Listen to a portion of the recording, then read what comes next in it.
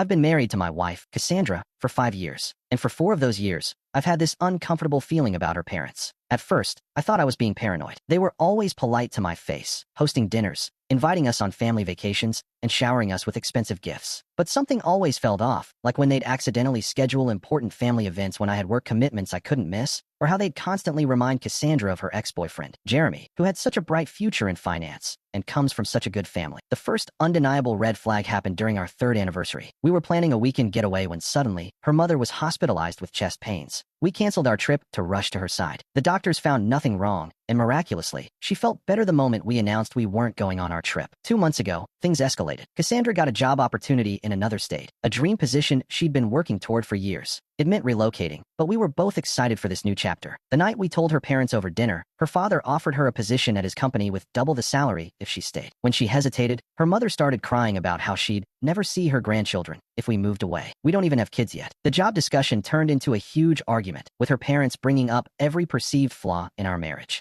They mentioned how I couldn't provide the lifestyle their daughter deserved. Her father even said, "We always knew this marriage was a mistake." Cassandra was devastated but still determined to take the job. Then, suddenly, the dream job offer was rescinded with no explanation. I found it suspicious, especially since her father had golf buddies who sat on the board of that company. Last week, I was using Cassandra's laptop when a Facebook message popped up from her mother. I know I shouldn't have looked, but the preview mentioned my name. What I saw made my blood run cold. Her mother had written, "Honey, I know you're upset about the job, but trust me, this is for the best. That position would have destroyed your marriage when you realized how much better you could do without him dragging you down. Your father and I only want what's best for you, and that's never been him." Remember how we helped with Jeremy's situation too? Sometimes parents have to step in. We've been patient for 5 years, waiting for you to come to your senses. I felt sick reading it. There were years of messages like this, all undermining me, our marriage, and Cassandra's independence. They've been actively working to break us up since day one. I closed the laptop and haven't said anything to Cassandra yet. Part of me wants to confront her with what I found, but another part worries this could be exactly what they want, to create a blow-up fight where I look like the bad guy for invading her privacy. She's been distant lately, making secret phone calls. And yesterday, she mentioned having lunch with her parents to discuss something important. I couldn't sleep that night, just kept tossing and turning, wondering if my marriage was ending. I decided to take the day off work and clean the house to clear my head. Maybe cook Cassandra's favorite dinner as a peace offering. While vacuuming under our bed, I found a folder tucked between the mattress and box spring. Inside were divorce papers, already filled out, but not signed. I sat on the floor, just staring at them, feeling like someone had punched me in the gut. I wanted to confront her immediately, but decided to wait until she came home. I spent the rest of the day in a daze, mechanically cleaning and cooking while rehearsing what to say. Cassandra came home late, looking tired and guilty. I had dinner waiting, but she said she'd already eaten with her parents. I couldn't hold it in anymore. "I found the divorce papers," I said, my voice surprisingly steady. She froze, her face going pale. "You weren't supposed to find those yet. Were you going to blindside me? Just serve me papers out of nowhere after 5 years together." She looked genuinely confused. "What? No, that's not. Wait, where did you find them?" "Under our bed. Not a great hiding place." She shook her head. "I didn't put them there. I've never even seen divorce papers." Now it was my turn to be confused. "Then why are they filled out with our information?" "I don't know. Can I see them?"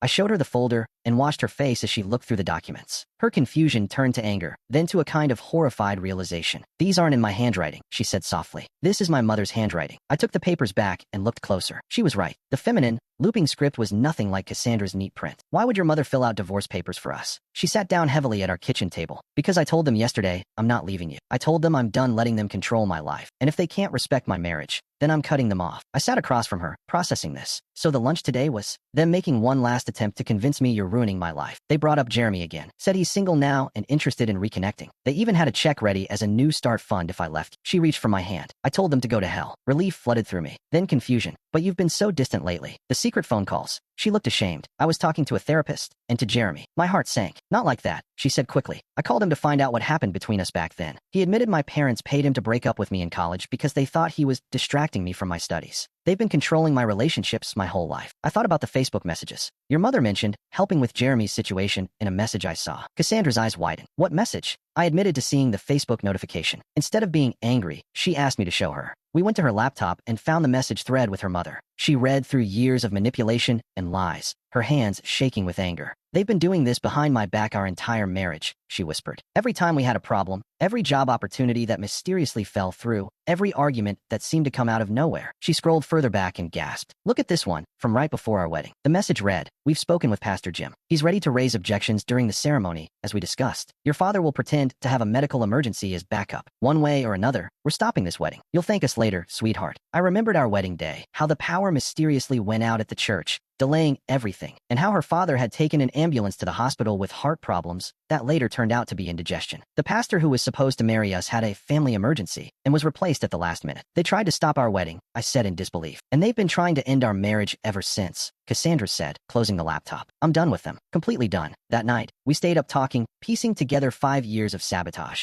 How they'd schedule mandatory family events when we had plans. How they'd show up unannounced when we were fighting to check on their daughter. How they'd purposely bring up topics that triggered arguments between us. What about the dream job? I asked. Did they really get it canceled? She nodded. My father admitted it today. He called in a favor to have the offer rescinded. That's what pushed me over the edge with them. The next morning, we found the divorce papers Cassandra's mother had planted were missing. In their place, on our doorstep, was a letter. It was from Cassandra's father, a desperate plea justifying their actions. We only wanted to protect you from making the same mistakes your mother and I made. We settled for each other and have regretted it ever since. We stay together for appearances, but we've been unhappy for decades. Cassandra crumpled the letter. They're projecting their failed marriage onto us. We decided to move forward with the out-of-state job opportunity. Cassandra reached out to the company, explained the situation, and they were surprisingly understanding. The position was still open, and they were willing to interview her again. But her parents weren't done yet. The day before her interview, someone smashed her car windows. Nothing was stolen, just vandalized enough to prevent her from driving to the interview. When the police came, they found a note that said, "Reconsider your choices," tucked under the windshield wiper. We couldn't prove it was her parents, but we knew. We rented a car, and Cassandra made it to her interview. She got the job. The night before we were set to move, her parents showed up at our door. Cassandra's mother was crying. Her father looked grim. "You can't leave," her mother said. "Everything we've done has been for your own good." Cassandra stood tall. "I'm 30 years old. I get to decide what's good for me." "He'll never make you happy," her father insisted. "You mean with respect and support, unlike the two of you?"